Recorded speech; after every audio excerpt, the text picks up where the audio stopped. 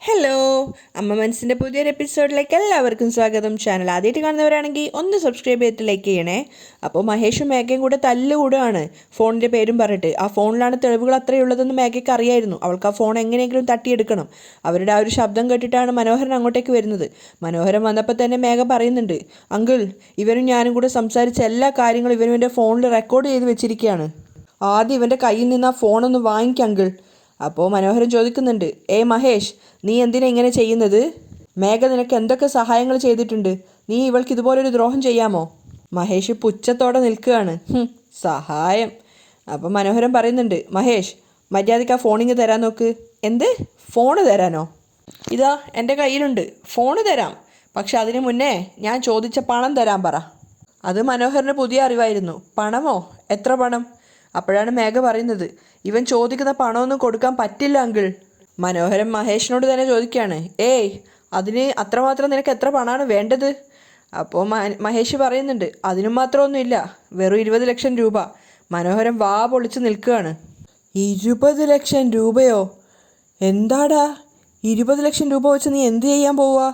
നീ ഇത് തമാശ കാണിക്കുകയാണോ? നിന്റെ വിചാരം എന്താ, പണം മരത്തിൽ നിന്ന് ഉണ്ടാക്കുന്നതാണെന്നോ? മഹേഷ് മനോഹരനെ പുച്ഛത്തോടെ നോക്കുന്ന സമയത്ത് മനോഹരൻ പറയുന്നുണ്ട്, ഇങ്ങോട്ട് നോക്ക് മഹേഷ്, മേഘ തരുന്ന 10ഓ 5ഓ എത്രയാണെന്ന് വെച്ചാൽ വാങ്ങിച്ചിട്ട് അനങ്ങാതെ പോവാൻ നോക്ക്. 20 ലക്ഷം രൂപ വേണം പോലും. 20 ലക്ഷം രൂപ 20 ലക്ഷം രൂപ വാങ്ങിക്കാൻ വന്ന മുഖം നോക്ക്. അപ്പം മഹേഷ് ദേഷ്യത്തോടെ പറയുന്നുണ്ട്, ഇങ്ങോട്ട് നോക്ക്, 20 ലക്ഷം രൂപ തന്നില്ലെങ്കിൽ മേഘ മാഡം ജയിലിലെ കമ്മി എണ്ണും. എന്താ, കുഴപ്പമില്ലേ? മഹേഷിൻ്റെ ഭീഷണി കേട്ടതും മേഘ ദേഷ്യത്തോടെയും സങ്കടത്തോടെയും മനോഹരനോട് പറയുന്നുണ്ട്, കേട്ടില്ലേ അങ്കിൾ അവൻ പറയുന്നത്? ഇത്രയും കാലം എൻ്റെ കയ്യിൽ നിന്ന് തന്നെ കൈക്കൂലിയും പൈസയും വാങ്ങിച്ചിട്ട് എന്നെ തന്നെ അവന് ജയിലിൻ്റെ കമ്പി എണ്ണിക്കണത്രേ. ഇവൻ്റെ കൈയും കാലും തല്ലി ഒടിച്ച് ഇവൻ്റെ കയ്യിൽ നിന്ന് ആ ഫോൺ വാങ്ങിക്കങ്കിൾ. മഹേഷ് മേഘയെ നോക്കുന്ന സമയത്ത് മനോഹരൻ ചോദിക്കുന്നുണ്ട്, മഹേഷ്, മര്യാദയ്ക്ക് ആ ഫോൺ നീ ഇങ്ങോട്ടേക്ക് തരുന്നോ, അതോ മേഘമോള് പറഞ്ഞതുപോലെ നിൻ്റെ കൈയും കാലും ഒടിക്കണോ? മഹേഷ് ആ വെല്ലുവിളി സ്വീകരിക്കുകയാണ്. ആഹാ, എന്നാൽ കൊള്ളാലോ, നിങ്ങൾ എൻ്റെ കൈയും കാലും ഒടിക്കുന്നതെന്ന് ഞാനൊന്ന് കാണട്ടെ. അപ്പോൾ മേഘ അവിടുന്ന് നടുവിൽ നിന്ന് പിടിച്ചു മാറ്റിയിട്ട് മനോഹരൻ മഹേഷുമായിട്ട് തല്ലുണ്ടാക്കാൻ നോക്കുകയാണ്. നേരെ പോയിട്ട് മഹേഷിൻ്റെ കയ്യിലിരിക്കുന്ന ഫോൺ വാങ്ങിക്കാനാണ് ശ്രമിക്കുന്നത്. മഹേഷും വിട്ടുകൊടുക്കുന്നില്ല. അവനും നന്നായിട്ട് തിരിച്ച് പ്രതികരിക്കുന്നുണ്ടായിരുന്നു. അവനെ പിടിച്ച് തള്ളിയ സമയത്ത് അവൻ എഴുന്നേറ്റ് വന്നിട്ട് മനോഹരൻ്റെ ചെകിട്ടത്ത് നോക്കി ഒന്ന് പൊട്ടിച്ചു കൊടുക്കുകയാണ്. ആ സമയത്തൊക്കെ മേഘ പറയുന്നുണ്ട്, അങ്കിൾ, ആ ഫോൺ വാങ്ങിക്കേ. അവർ തമ്മിൽ പൊരിഞ്ഞ അടി തന്നെയാണ് നടക്കുന്നത്. മഹേഷും വിട്ടുകൊടുക്കുന്നില്ല, മനോഹരനും വിട്ടുകൊടുക്കുന്നില്ല. രണ്ടുപേരും ഒരാൾക്കൊന്ന് കിട്ടുമ്പോൾ മറ്റേയാൾ വീണ്ടും തല്ലുന്നുണ്ടായിരുന്നു. അവസാനം മഹേഷിനെ ഇടിച്ച് താഴെ ഇട്ടതിന് ശേഷം മനോഹരൻ മഹേഷിൻ്റെ മേലെ കയറി നിൽക്കുകയാണ്. എന്നിട്ട് മഹേഷിൻ്റെ കയ്യിൽ നിന്ന് ആ ഫോൺ തട്ടിയെടുക്കുന്നുണ്ട്. അപ്പോൾ മേഘ ഇങ്ങനെ പറഞ്ഞുകൊണ്ടിരിക്കുകയാണ്, ആ ഫോൺ വാങ്ങിക്കുക അങ്കിൾ, ഫോൺ വാങ്ങിക്കേ. അവസാനം മനോഹരൻ്റെ കയ്യിൽ തന്നെ ആ ഫോൺ കിട്ടി. മനോഹരൻ ഫോൺ എടുത്തതിന് ശേഷം മേഘയ്ക്ക് തിരിഞ്ഞു നോക്കാതെ മേഘയുടെ നേർക്ക് നീട്ടുകയാണ്. ഇന്നാ മോളെ, ഫോൺ ഇന്നാ. മേഘ വേഗം ഓടി വന്നിട്ട് ആ ഫോൺ വാങ്ങിക്കുമ്പോഴേക്കും അടുത്തൊരാളുടെ കൈ വന്നിട്ട് ആ ഫോൺ വാങ്ങിച്ചിട്ടുണ്ടായിരുന്നു. മേഘ ഞെട്ടിക്കൊണ്ട് നോക്കുകയാണ്. വാങ്ങിച്ചത് മറ്റാരുമല്ല, സിദ്ധാർത്ഥായിരുന്നു. എല്ലാവരും തിരിഞ്ഞു നോക്കുന്ന സമയത്താണ് സിദ്ധുവിനെ കാണുന്നത്. സിദ്ധുവിനെ കണ്ടതും മനോഹരൻ ചാടി എഴുന്നേൽക്കുകയാണ്. മഹേഷിൻ്റെ ദേഹത്ത് നിന്നും മനോഹരൻ എഴുന്നേറ്റപ്പോൾ സിദ്ധാർത്ഥ് തന്നെ മഹേഷിൻ്റെ കൈ പിടിച്ച് അവനെ എഴുന്നേൽപ്പിക്കുന്നുണ്ട്. മേഘയും മനോഹരനും പേടിയോടെ നിൽക്കുകയാണ്. ആ സമയത്ത് മേഘയുടെ അടുത്ത് പോയിട്ട് സിദ്ധു ചോദിക്കുന്നുണ്ട്, എന്താ മേഘ, മഹേഷ് സറണ്ടർ ആവുമെന്ന് പറഞ്ഞത് കേട്ടതും നീ അവനെ അടിച്ച് ഇവിടുന്ന് ഒഴിവാക്കാമെന്നാണോ കരുതിയിരിക്കുന്നത്? തങ്ങൾക്കിടയിൽ നടന്ന കാര്യങ്ങളൊക്കെ സിദ്ധു അറിഞ്ഞു എന്നുള്ളത് മേഘയ്ക്ക് മനസ്സിലാവുകയാണ്. അപ്പോൾ മേഘ ഒന്നും പറയാതെ മഹേഷിനെ നോക്കുന്നുണ്ട്. അപ്പോൾ സിദ്ധു ചോദിക്കുകയാണ്, നീ പറഞ്ഞത് കൊണ്ടല്ലേ അവൻ സകല തെറ്റുകളും ചെയ്തത്? ഇങ്ങോട്ട് നോക്ക്, നീ ഒറ്റൊരാൾ കാരണമാണ് മഹേഷ് ഇത്രയധികം തെറ്റുകൾ ചെയ്തതും ഒറ്റയ്ക്ക് ഇത്രയധികം ശിക്ഷ അനുഭവിച്ചതും. അപ്പോൾ പിന്നെ നീ ഒരു ശിക്ഷ അനുഭവിക്കണ്ടേ?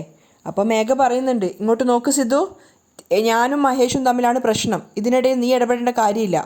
മര്യാദയ്ക്ക് ആ ഫോൺ ഇങ്ങോട്ട് തരാൻ നോക്ക് എന്ന് പറഞ്ഞ് സിദ്ധുവിൻ്റെ നേരെ മേഘ കൈ നീട്ടുകയാണ്. അവളുടെ മുഖത്ത് അപ്പോഴും ഒരു അഹങ്കാരത്തിൻ്റെ ഭാവം ഉണ്ടായിരുന്നു. അത് കാണുന്തോറും സിദ്ധുവിന് ദേഷ്യം കയറുകയാണ്. സിദ്ധു ചോദിക്കുന്നുണ്ട്, ഫോണാണോ വേണ്ടത്? തരാം എന്ന് പറഞ്ഞിട്ട് മേഘയുടെ കൈ മുറുക്കി പിടിക്കുകയാണ്. സിദ്ധു, കൈ വിട് സിദ്ധു, വേദനിക്കുന്നു. അതിനുശേഷം അങ്കിളിനോട് അവൾ പറയുന്നുണ്ട്, അങ്കിൾ, ഇവനോട് കൈ വിടാൻ പറ. അപ്പോൾ സിദ്ധാർത്ഥ അവളുടെ കൈ ഒന്നുകൂടെ മുറുക്കി പിടിക്കുകയാണ്. എന്നിട്ട് പറയുന്നുണ്ട്, നിന്നെ ഒരുപാട് നല്ലവളാണെന്ന് എൻ്റെ അമ്മ വിശ്വസിക്കുന്നുണ്ട്. നീ മഹേഷുമായിട്ട് സംസാരിച്ചിട്ടുള്ള ഓഡിയോ അമ്മ കേട്ടു എന്ന് മാത്രം വിചാരിച്ചാൽ മതി. നിന്നെപ്പറ്റി അമ്മയ്ക്ക് മുഴുവനായിട്ട് മനസ്സിലാവും. സിദ്ധു കൈപിടിച്ചത് വേദനിക്കുന്നതുകൊണ്ട് തന്നെ മേഘ ഇങ്ങനെ പറഞ്ഞുകൊണ്ടിരിക്കുന്നുണ്ട്, കൈവിട്, എനിക്ക് വേദനിക്കുന്നു അങ്കിൾ, കൈ വിടാൻ പറ. സിദ്ധാർത്ഥ് പറയുന്നുണ്ട്, നീ മര്യാദയ്ക്ക് എൻ്റെ കൂടെ വാ. വാടി എന്ന് പറഞ്ഞിട്ട് മേഘയുടെ കൈയും പിടിച്ചിട്ട് വീട്ടിൻ്റെ അടുത്തേക്ക് പോകാൻ വേണ്ടി നോക്കുകയാണ് സിദ്ധാർത്ഥ്. പിന്നാലെ തന്നെ കൈവിടാൻ വേണ്ടി പറഞ്ഞുകൊണ്ട് അപേക്ഷിച്ചിട്ട് മനോഹരനും ഉണ്ട്. അവർക്ക് പിന്നാലെയായിട്ട് മഹേഷും. മേഘ ഇങ്ങനെ യാചിക്കുകയാണ്, സിദ്ധു കൈവിട്, സിദ്ധു കൈവിട്. പക്ഷെ സിദ്ധാർത്ഥ് അവളുടെ കൈവിടാൻ ഒരുക്കുകയല്ലായിരുന്നു. മനോഹരനാണെങ്കിലും സിദ്ധാർത്ഥിനെ തടയാൻ ശ്രമിക്കുന്നുണ്ട്. മനോഹരനെ തടഞ്ഞുകൊണ്ട് മഹേഷ് പിന്നെയും അയാളെ പിടിച്ചു വലിക്കുകയാണ്. അപ്പോഴാണ് പുറത്ത് എവിടെയോ പോയിട്ട് വന്നിട്ടുണ്ടായിരുന്ന മഹേന്ദ്രനും ലക്ഷ്മിയും ചന്ദ്രികയും മലരും ഒക്കെ ആ വീട്ടിൽ നടക്കുന്ന ബഹളം കേൾക്കുന്നത്. അപ്പോൾ അവരെല്ലാവരും വേഗം അങ്ങോട്ടേക്ക് വരികയാണ്. സിദ്ധാർത്ഥ് വല്ലാത്ത ദേഷ്യത്തിലാണ് ഉണ്ടായിരുന്നത്. ഇവിടെ എന്താ സംഭവിക്കുന്നത് അറിയാതെ മഹേന്ദ്രൻ വന്നിട്ട് സിദ്ധുവിനോട് കാര്യം ചോദിക്കുന്നുണ്ട്. എന്താ സിദ്ധു പ്രശ്നം, എന്താ പറ്റിയത്? ഞാൻ പറഞ്ഞില്ലേ അങ്കിൾ, ചന്ദ്രികയും മലരിനെയും ശ്രീലങ്കയിലേക്ക് കടത്തിക്കൊണ്ട് മഹേഷ് പോയത് ഇവള് പറഞ്ഞിട്ടാണ്. സിദ്ധാർത്ഥ് പറഞ്ഞത് കേട്ടതും ചന്ദ്രികയും മഹേന്ദ്രനും ലക്ഷ്മിയും ഒക്കെ ഇങ്ങനെ ഷോക്കായിട്ട് നിൽക്കുകയാണ്. അപ്പോൾ സിദ്ധു പറയുന്നുണ്ട്, മഹേഷ് മാത്രം ശിക്ഷ അനുഭവിച്ചാൽ മതിയോ, ഇവൾ അനുഭവിക്കണ്ടേ? മഹേഷ് ഇപ്പോൾ സറണ്ടർ ആയിട്ടുണ്ട്, അതുകൊണ്ട് ഇവനെ മാത്രം നമ്മൾ പോലീസിന് ഹാൻഡ് ഓവർ ചെയ്താൽ മതി. പക്ഷെ അതിനു മുന്നേ ഇവളുടെ തനിനിറം എൻ്റെ അമ്മ അറിയണ്ടേ? അതിനു വേണ്ടിയിട്ടാണ് ഞാൻ ഇങ്ങോട്ടേക്ക് കൂട്ടിക്കൊണ്ട് വന്നത്. അങ്ങനെ അവിടെ നടക്കുന്ന ബഹളമൊക്കെ കേട്ടപ്പോഴേക്കും ജാനകിയും കൂട്ടിക്കൊണ്ട് ആരതിയും അകത്ത് നിന്ന് മേഘയുടെ മുത്തശ്ശി ഇറങ്ങി വന്നിട്ടുണ്ടായിരുന്നു. കാര്യം എന്താണെന്ന് മനസ്സിലാവാതെ തന്നെ മുത്തശ്ശി പറയുന്നുണ്ട്, ഏയ് സിദ്ധു, മേഘയുടെ കൈവിടടാ. അപ്പോൾ ജാനകിയും ചോദിക്കുകയാണ് എന്താ കാര്യമെന്ന്. എന്തിനാ സിദ്ധു നീ മേഘയായിട്ട് പ്രശ്നം ഉണ്ടാക്കുന്നത്? അപ്പോൾ സിദ്ധു അമ്മയോട് ചോദിക്കുന്നുണ്ട്, ഈ മേഘ അമ്മയുടെ കൂടെ ഉള്ളത് കൊണ്ടാണല്ലോ അമ്മയുടെ കൂടെപ്പിറപ്പിനെ തന്നെ അമ്മ ഒരു കാര്യമില്ലാതെ ഉപേക്ഷിച്ചത്. ജാനകി മഹേന്ദ്രനെയും ലക്ഷ്മിയെയും നോക്കുകയാണ്. അപ്പോൾ സിദ്ധു പറയുന്നുണ്ട്, അമ്മായിയെ ഒഴിവാക്കി, അങ്കിളിനെ ഒഴിവാക്കി, ജീവൻ കൊടുത്തു നിങ്ങളെ രക്ഷിക്കാൻ ശ്രമിക്കുന്ന ആ ചന്ദ്രികയെപ്പോലും അമ്മ മനസ്സിലാക്കുന്നില്ലല്ലോ. അമ്മയുടെ പ്രിയപ്പെട്ട മേഘ എന്തൊക്കെ കാര്യങ്ങൾ ചെയ്തിട്ടുണ്ടെന്ന് അമ്മയ്ക്ക് അറിയാമോ? ഈ മേഘയാണ് മഹേഷിനോട് പറഞ്ഞിട്ട് ചന്ദ്രികയും മലരിനെയും ശ്രീലങ്കയിലേക്ക് കടത്തിക്കൊണ്ടുപോയത്. അത് കേട്ടതും ജാനകിയും ആരതിയും അതുപോലെ തന്നെ മുത്തശ്ശിയും ഒന്ന് ഞെട്ടിയിട്ടുണ്ടായിരുന്നു. അപ്പോൾ ജാനകിയുടെ മുഖത്ത് വരുന്ന ഭാവങ്ങൾ അറിയാൻ വേണ്ടി മഹേന്ദ്രൻ ലക്ഷ്മിയൊക്കെ നോക്കുന്നുണ്ട്. അപ്പോൾ മേഘയെ നോക്കിക്കൊണ്ട് സിദ്ധാർത്ഥ് പുച്ഛത്തോടെയും വെറുപ്പോടെയും പറയുന്നുണ്ട്, ഇങ്ങനെയുള്ള കാര്യങ്ങളൊക്കെ ചെയ്യുന്ന ഇവള് എങ്ങനെയാ അമ്മ നല്ലൊരു പെണ്ണായിരിക്കുക? സിദ്ധാർത്ഥ് പറഞ്ഞതൊക്കെ സത്യാന്നുള്ള അർത്ഥത്തിലാണ് മഹേഷ് നിൽക്കുന്നത്. അപ്പോൾ സിദ്ധു പറയുന്നുണ്ട്, അമ്മ മഹേഷ് ചെയ്ത തെറ്റുകളൊക്കെ അവൻ അംഗീകരിച്ചു, അതുകൊണ്ട് തന്നെ അവൻ സറണ്ടർ ആവാന്ന് പറഞ്ഞിട്ടുണ്ട്. ഇനി വേറെ വഴിയൊന്നുമില്ല, അമ്മയുടെ പ്രിയപ്പെട്ട മേഘയെ കൂടി പോലീസിൻ്റെ കസ്റ്റഡിയിലാക്കിയേ മതിയാവൂ. അത് കേട്ടതും മേഘയും മേഘയുടെ മുത്തശ്ശിയൊക്കെ ആകെ ഞെട്ടിയിട്ട് നിൽക്കുകയാണ്. അപ്പോൾ ജാനകി മഹേഷിനോട് ചോദിക്കുന്നുണ്ട്, എന്താ മഹേഷ്, സിദ്ധാർത്ഥ് പറയുന്നതൊക്കെ സത്യമാണോ? അതെ അമ്മ, മഹേഷും പറയുന്നുണ്ട്. മേഘ മേഡം പറഞ്ഞിട്ടാണ് ഞാൻ ചന്ദ്രികയെ ഇവിടുന്ന് കടത്തിക്കൊണ്ടു പോയത്. അത് കേട്ടതും ജാനകിയും ശരിക്കൊന്ന് ഞെട്ടിയിട്ടുണ്ടായിരുന്നു. മഹേഷിൻ്റെ നാവിൽ നിന്ന് തന്നെ അത് കേട്ടപ്പോൾ ലക്ഷ്മിയും മഹേന്ദ്രനും അതുപോലെ ചന്ദ്രികയും ആരതിയും എല്ലാവരും ഒരുപോലെ ഷോക്കായിട്ട് നിൽക്കുകയാണ്, ജാനകി ഉൾപ്പെടെ. അപ്പോൾ മഹേഷ് പറയുന്നുണ്ട്, എല്ലാ തെറ്റുകളും ഞാൻ മേഘ മേഡം പറഞ്ഞിട്ടാണ് ചെയ്തത്. മേഘ എല്ലാവർക്കും മുന്നിൽ ഒരു കുറ്റവാളിയെ പോലെ നിൽക്കുകയാണ്. പക്ഷെ അപ്പോഴും അവൾ തലയാട്ടിക്കൊണ്ട് പറയുന്നുണ്ട്, ഞാനല്ല ഇതൊന്നും ചെയ്യിപ്പിച്ചതെന്നുള്ള അർത്ഥത്തിൽ. അതുപോലെ തന്നെ ജാനകി വീണ്ടും മഹേഷിനോട് പറയാണ്, ഇല്ല, നീ കള്ളം പറയുന്നതാണ്, മേഘ അങ്ങനെ പറയുകയേ ചെയ്യില്ല. അപ്പോൾ മഹേഷ് പറയുന്നുണ്ട്, സത്യമാണമ്മ, ഞാൻ മേഘ മേഡം പറഞ്ഞിട്ടാണ് ഇതൊക്കെ ചെയ്തത്. മേഘ മേഡം എന്നോട് ഫോണിൽ സംസാരിച്ച എല്ലാ കോൾ റെക്കോർഡുകളും എൻ്റെ കയ്യിലുണ്ട്. മേഘ പേടിയോടെ നിൽക്കുകയാണ്, അതുപോലെ തന്നെ അവളുടെ മുത്തശ്ശിയും മനോഹരനും ഒക്കെ. അപ്പോൾ മഹേഷ് വേഗം സിദ്ധാർത്ഥിനോട് പറയുന്നുണ്ട്, എല്ലാം എൻ്റെ ഫോണിലുണ്ട് സർ, ആ ഫോൺ ഇങ്ങോട്ട് തരൂ. അപ്പോഴേക്കും മേഘ തടയാൻ ശ്രമിക്കുകയാണ്, ഏയ് മഹേഷ് വേണ്ട. അപ്പോൾ സിദ്ധു ദേഷ്യത്തോടെ ചോദിക്കുന്നുണ്ട്, ഏയ് എന്താ? അപ്പോഴാണ് മേഘ പേടിയോടെ അവിടെ മാറി നിൽക്കുന്നത്. മഹേഷിന് ഫോൺ കൊടുത്തപ്പോൾ മഹേഷ് ജാനകിയുടെ അടുത്ത് പോയിട്ടാണ് അത് പ്ലേ ചെയ്യുന്നത്. അപ്പോൾ ആ കോൾ റെക്കോർഡിൽ മേഘ പറയുന്ന മേഘയുടെ ശബ്ദമാണ് കേൾക്കുന്നത്, ഏയ് മഹേഷ്, നീ ചന്ദ്രികയെ കടത്തിക്കൊണ്ട് ശ്രീലങ്കയിലേക്ക് പോയിട്ട് അവിടെ വെച്ച് അവളെ കല്യാണം കഴിക്കണം. മേഘയുടെ ശബ്ദത്തിൽ തന്നെ അത്രയും സത്യങ്ങൾ കേട്ടപ്പോൾ എല്ലാവരും ഞെട്ടി നിൽക്കുകയാണ്. അപ്പോൾ മേഘ ആ കോൾ റെക്കോർഡറിൽ പറയുന്നുണ്ട്, ഇനി ചന്ദ്രികയും മലരും ഈ നാട്ടിലേക്ക് വരാനേ പാടില്ല. അങ്ങനെ ചെയ്തു കഴിഞ്ഞാൽ നിനക്ക് ലൈഫ് ടൈം സെറ്റിൽമെൻ്റ് ആണ്. അതെല്ലാവരും കേട്ടിട്ടുണ്ടായിരുന്നു. ജാനകി ചിന്തിക്കുന്നുണ്ട്, മേഘയാണോ ഇങ്ങനെയൊക്കെ ചെയ്തത്? എനിക്കിത് വിശ്വസിക്കാനേ പറ്റുന്നില്ല. അതേസമയം അവളുടെ മുത്തശ്ശി ചിന്തിക്കുന്നുണ്ട്, ദുഷ്ടോ, മേഘയെ ഇങ്ങനെ നീ ഒരു കുടുക്കിലാക്കിയല്ലോ, ദൈവമേ, ഇനി എങ്ങനെ ഇപ്പോൾ ഇവളെ ഒന്ന് രക്ഷിക്കുക? ലക്ഷ്മി വെറുപ്പോടെയും ദേഷ്യത്തോടെയും മേഘയെ തന്നെ നോക്കി നിൽക്കുകയാണ്. എന്നിട്ട് അവളുടെ അടുത്തേക്ക് വന്നിട്ട് പറയുന്നുണ്ട്, ഇങ്ങോട്ട് വാടി എന്ന് പറഞ്ഞ് അവളുടെ കൈ പിടിച്ച് മുന്നോട്ടേക്ക് വലിക്കുകയാണ്. നീയാണ് അപ്പോൾ എല്ലാത്തിനും കാരണം അല്ലടി? നല്ലവളെ പോലെ അഭിനയിച്ച് നീ എന്തൊക്കെയാണ് ചെയ്തുകൊണ്ടിരുന്നത്? കുട്ടിയായിരിക്കുമ്പോൾ തന്നെ എൻ്റെ കഴുത്ത് ഞെരിച്ച് ഞാൻ കൊല്ലണമായിരുന്നു എന്ന് പറഞ്ഞിട്ട് മേഘയെ അങ്ങോട്ടും ഇങ്ങോട്ടുമായിട്ട് കവിളത്ത് തല്ലിക്കൊണ്ടേയിരിക്കുകയാണ്. മേഘയാണെങ്കിൽ നിന്ന് തല്ല് കൊള്ളുന്നുണ്ട്. ആരും തന്നെ ലക്ഷ്മിയെ തടയാനും ശ്രമിക്കുന്നില്ല, മേഘ പോലും അതിന് ശ്രമിക്കുന്നുണ്ടായിരുന്നില്ല. പക്ഷേ കണ്ടു നിൽക്കുന്നവർക്കൊക്കെ അതൊരു വിഷമം ഉണ്ടാക്കുന്നുണ്ടായിരുന്നു. ഒരക്ഷരം പോലും പറയാതെ ലക്ഷ്മി തല്ലിയത് അത്രയും മേഘ കൊണ്ടിട്ടുണ്ടായിരുന്നു. അവസാനം മഹേന്ദ്രൻ വന്നിട്ടാണ് ലക്ഷ്മിയെ തടയുന്നത്. ലക്ഷ്മി മതി, ഇനി നീ ഒന്നും പറയണ്ട. അതിനുശേഷം മേഘയോട് പറയാണ്, ഞങ്ങളുടെ മകളെ ഞങ്ങളിൽ നിന്നും വേർപിരിക്കാമെന്ന് കരുതിയല്ലേ നീ? മേഘ മഹേന്ദ്രൻ്റെ മുഖത്തേക്ക് നോക്കിയിട്ട് ആശ്ചര്യത്തോടെ നിൽക്കുകയാണ്. അപ്പോൾ ചന്ദ്രികയും കാണിക്കുന്നുണ്ട്. ചന്ദ്രിക സങ്കടത്തോടെയാണ് നിൽക്കുന്നത്. അപ്പോൾ മഹേന്ദ്രൻ ചോദിക്കുകയാണ്, ഞങ്ങളുടെ മകളെ ഒഴിവാക്കിയിട്ട് സ്വത്തുക്കളൊക്കെ ലക്ഷ്മിയെ പറ്റിച്ചിട്ട് വാങ്ങിയതും പോരാതെ ചന്ദ്രികയെ കടത്തിക്കൊണ്ടുപോകാൻ മഹേഷിനോട് പറഞ്ഞിട്ട് അവളുടെ ജീവിതവും നാശാക്കാന്ന് കരുതിയല്ലേ? മേഘ ഒന്നും പറയാതെ തലയും താഴ്ത്തി നിൽക്കുകയാണ്. നിന്നെ ഞാൻ വെറുതെ വിടില്ല, ഇപ്പം തന്നെ പോലീസിലാക്കിയിട്ട് നിന്നെ കസ്റ്റഡിയിലാക്കും, മഹേന്ദ്രൻ വാശിയോടെയാണ് പറയുന്നത്. അത് കേട്ടതും മേഘ ഒന്ന് ഞെട്ടിയിട്ടുണ്ട്. അവളുടെ മുത്തശ്ശിയും. അപ്പോൾ മഹേന്ദ്രൻ പറയുന്നുണ്ട്, നീ ചെയ്ത തെറ്റിനൊക്കെയുള്ള ശിക്ഷ നിനക്ക് കിട്ടിയേ പറ്റൂ. സിദ്ധുവിൻ്റെ അഭിപ്രായം ഇത് തന്നെയായിരുന്നു. മഹേന്ദ്രൻ പറയുന്നുണ്ട്, സിദ്ധു ഇവളെ വെറുതെ വിടരുത്, വാ ഇവളെ കൂട്ടിയിട്ട് വാ, ഇപ്പം തന്നെ പോലീസ് സ്റ്റേഷനിൽ എത്തിക്കാം. അത് കേട്ട ഉടനെ തന്നെ സിദ്ധാർത്ഥ് അവളുടെ കയ്യിൽ പിടിക്കുന്നുണ്ട്. സിദ്ധു വേണ്ട, സിദ്ധു വേണ്ട എന്നൊക്കെ മേഘ ഇങ്ങനെ തടയാൻ ശ്രമിക്കുന്നുണ്ട്. പക്ഷേ സിദ്ധാർത്ഥ് അവളുടെ കയ്യിൽ മുറുകെ പിടിച്ചിട്ട് പറയുന്നുണ്ട്, നീ മര്യാദയ്ക്ക് വരുന്നുണ്ടോ അല്ലെ പോലീസുകാരെയും കൂട്ടി ഇങ്ങോട്ടേക്ക് വന്നിട്ട് അടിച്ചു പിടിച്ച് നിന്നെ കൂട്ടിക്കൊണ്ട് പോകണോ? അപ്പോൾ മേഘ മനസ്സിൽ ചിന്തിക്കുകയാണ്, അയ്യോ ഒരു കാരണവശാലും പോലീസ് സ്റ്റേഷനിൽ പോകാൻ പറ്റില്ല എന്ന് പറഞ്ഞതും മേഘ പെട്ടെന്ന് തന്നെ ബോധം കെടുന്നതായിട്ട് അഭിനയിക്കുകയാണ്. മേഘ അവിടെ ബോധം കെട്ട് വീണപ്പോൾ തന്നെ മനോഹരനും മുത്തശ്ശിയും കൂടെ ചേർന്ന് അവളെ പിടിക്കുന്നുണ്ട്. സിദ്ധാർത്ഥിനും മഹേന്ദ്രനും ഒക്കെ അറിയായിരുന്നു അത് അവളുടെ അഭിനയമാണെന്നുള്ളത്. പക്ഷെ എത്രത്തോളം മേഘ അഭിനയിക്കുമെന്ന് അറിയാൻ വേണ്ടി അവരും കാത്തു നിൽക്കുകയാണ്. ആരതിയാണെങ്കിൽ വേഗം അകത്തേക്ക് പോയിട്ട് വെള്ളം എടുത്ത് കൊണ്ടുവന്നിട്ട് മേഘയുടെ മുഖത്ത് തളിക്കുന്നുണ്ടായിരുന്നു. മുത്തശ്ശി മനോഹരനാണെങ്കിൽ മേഘയുടെ അഭിനയത്തിന് കട്ടക്ക് കൂടെ നിൽക്കുകയാണ്. മേഘ എഴുന്നേക്ക് എന്നൊക്കെ പറഞ്ഞ് അങ്ങനെ ഒരുപാട് പ്രാവശ്യം മുഖത്ത് വെള്ളം തെളിച്ചപ്പോഴേക്കും മേഘ ബോധമൊക്കെ തെളിയുന്ന പോലെയായിട്ട് അഭിനയിക്കുകയാണ്. അപ്പോൾ മുത്തശ്ശി പറയുന്നുണ്ട്, എന്തിനാണ് ഇങ്ങനെയൊക്കെ ചെയ്യുന്നതെന്ന് സിദ്ധുവിനോട് ചോദിക്കുകയാണ്. സിദ്ധാർത്ഥാണെങ്കിൽ ഒന്നും പറയാതെ ദേഷ്യത്തോടെ മേഘയെ നോക്കുന്നുണ്ട്. മേഘയാണെങ്കിൽ തല കറങ്ങിയതായിട്ടൊക്കെ അഭിനയിക്കുന്നുണ്ട്. അപ്പം മനോഹരനും പറയുന്നുണ്ട്, മേഘ ചെയ്തൊന്നൊന്നും ആയിരിക്കില്ല അത്. മേഘ ബോധം വന്ന പോലെയൊക്കെ തലക്ക് കൈയൊക്കെ പിടിച്ചിങ്ങനെ അഭിനയിക്കുകയാണ്.